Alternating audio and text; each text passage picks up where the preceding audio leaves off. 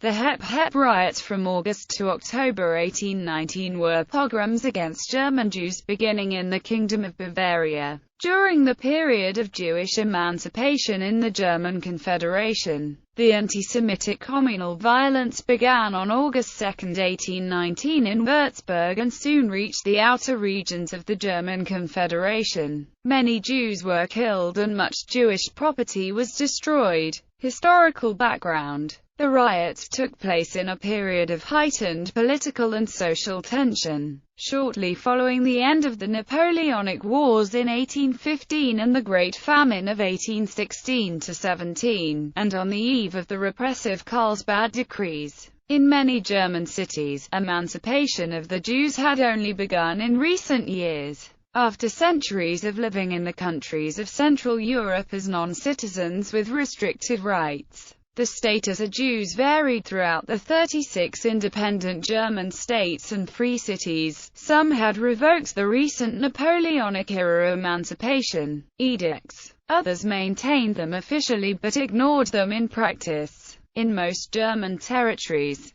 Jews were excluded from posts in public administration and the army and forbidden to hold teaching positions in schools and universities. Jewish representatives formally demanded emancipation at the Congress of Vienna, and German academics and politicians alike responded with vicious opposition. The Jews were portrayed to the public as upstarts who were attempting to take control of the economy, particularly the financial sector. Anti-Semitic publications became common in the German press, influenced by the Haskalah, as well as the French Revolution with its declaration of the rights of man, of the citizen, and other advancements in civil rights. Many Jews and equal rights activists began to demand citizenship and equal treatment. As Jewish emancipation progressed, German Jews were becoming competitors for Christian guilds in the economy. Immediately before the riots began, the Bavarian Diet had completed a debate on further emancipation of the Jews throughout the kingdom. Amos Elon writes in his 2002 book The Pity of It All, A History of the Jews in Germany, 1743–1933. In some places, attempts were made to return Jews to their old medieval status. The Free City of Frankfurt reinstated parts of the medieval statute that restricted the rights of Jews.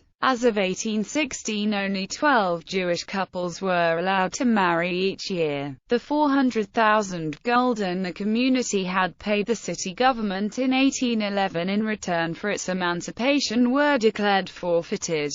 In the Rhineland, which had reverted to Prussian control, Jews lost the citizenship rights they had been granted under the French and were no longer allowed to practice certain professions. The few who had been appointed to public office before the war were summarily dismissed. Name: Hep Hep was the perpetrator's derogatory rallying cry. Sources vary on its etymology. One theory is that it is an acronym from the Latin Hierosolyma Expedita, said to have been a rallying cry of the Crusaders. Another theory is that it was based on the traditional herding cry of German shepherds. The acronym theory was mentioned in a British newspaper as early as August 1819. Hostilities. The riots began on the 2nd of August 1819 in Würzburg. After several days, troops were called in. The Jewish population fled the city and spent several days in tents in the vicinity. No Jews were killed during the riots in Würzburg.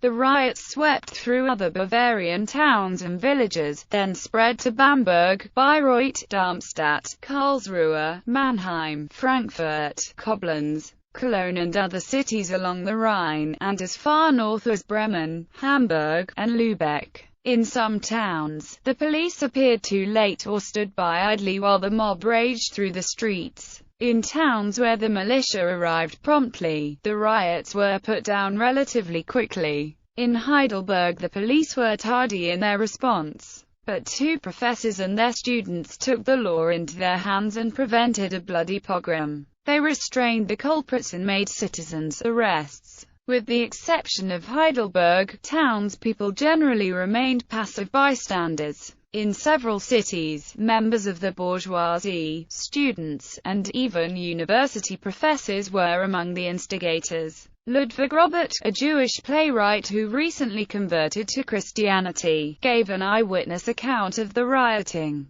I walked all the way to the Waldhorngasse. There I caught sight of the commandant of the city, General Bruckner, on horseback, and as there was still sporadic shouting, he told his patrol, "Let the bastards shout away if they insist, but the minute they do something dumb, let them have it." Everyone in town was standing at their open windows, and I went back slowly, close to the buildings, so that I could hear what was being said and assess the mood. Children were playing in front of the doorsteps, laughing and giggling. They told about the day's event with childish interest, but none of the men or women admonished them or even engaged them in serious conversation, and there was even less chance of seeing a priest, even though in my opinion this was truly where they ought to have been, as teachers of the religion that holds love in such esteem. How corrupt people really are and how inadequate their sense of law and justice, not to mention their love of humanity, is clear from the fact that there was no indignation expressed at these incidents.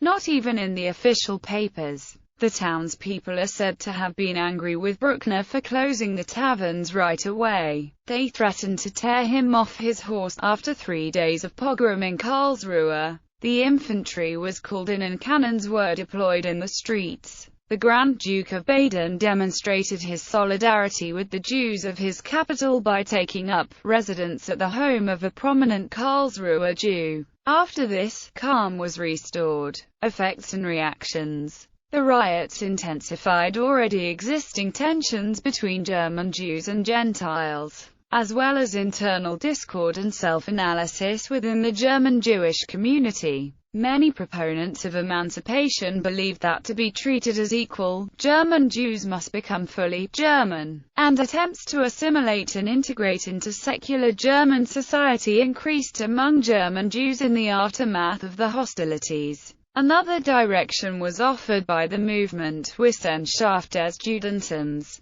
Groups such as Verein für Kultur und Wissenschaft der Juden attempted to place secular Jewish culture on par with Western European culture. Founded around 1819 by Eduard Gans, Heinrich Heine, Leopold Zunes and Michael Beer, it was an attempt to provide a construct for the Jews as a people in their own right, and sought to validate their secular cultural traditions as being on an equal footing with those of the German people. On Jewish reaction, Elon writes, Jewish reactions to the riots were remarkably restrained. Many Jews were either too cowed or too trusting in the rule of law and order. The detachedness and lack of personal identification with the victims on the part of the Jewish upper middle class is an indication that the rich in the largely converted intellectual Jewish elite were turning their backs on the poor and petite bourgeoisie. The Jewish family magazine Sulamith did not mention the riots at all. Rahel van Hagen, another Jewish convert to Christianity, wrote to her brother, "I am infinitely sad on account of the Jews, in a way I have never experienced before. What should this mass of people do, driven out of their homes? They want to keep them only to despise and torture them further. I know my country. Unfortunately, for the past 3 years I've said the Jews will be attacked. I have witnesses." The Germans waxed bold with indignation. And why? Because they are the most civilized, peace-loving, and obedient people. Their newfound hypocritical love for Christianity in the Middle Ages, with its poetry, art, and atrocities, incites the people to commit the only atrocity they may still be provoked to: attacking the Jews. Their hate does not stem from religious zeal. How can they hate other faiths when they don't even love their own?